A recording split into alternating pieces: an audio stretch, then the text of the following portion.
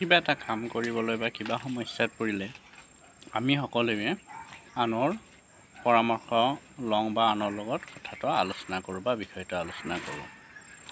কিন্তু এই ক্ষেত্ৰত আমি সকলোৰে পৰামৰ্শ লোৱাটো উচিত, কিন্তু সিদ্ধান্ত সদায় আমি নিজে ল'ব লাগে।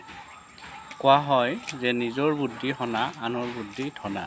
এই কথাটো এনেকুৱা নহয় যে আনে সকলোৱে বেয়া পৰামৰ্শই দিব, নিশ্চয় ভাল পৰামৰ্শই দিব, কিন্তু আমি যিকোনো বিষয়টোত নিজৰ কেপাচিটি কিমান বা আমাৰ মনটো কেনেকুৱা এই বিষয়টো আমি নিজেহে জানিম। সেইকাৰণে কিবা এটা বিষয়বস্তু যেতিয়া আমি আলোচনা কৰোঁ তেতিয়া সকলোৰে পৰামৰ্শ গ্ৰহণ কৰাটো উচিত, কিন্তু সিদ্ধান্ত সদায় নিজে ল'ব লাগে, তেতিয়াহে সফল হ'ব পাৰি। যদি আনৰ পৰামৰ্শ মতে আমি কাম কৰোঁ তেতিয়াহ'লে সেই পৰামৰ্শটো সতো হ'ব পাৰে, কিন্তু আমাৰ নিজৰ অনুকূলে নহ'ব পাৰে। গতিকে আমি আনৰ পৰা পৰামৰ্শ ল'ব লাগে, কিন্তু সিদ্ধান্ত সদায় নিজে লোৱা উচিত।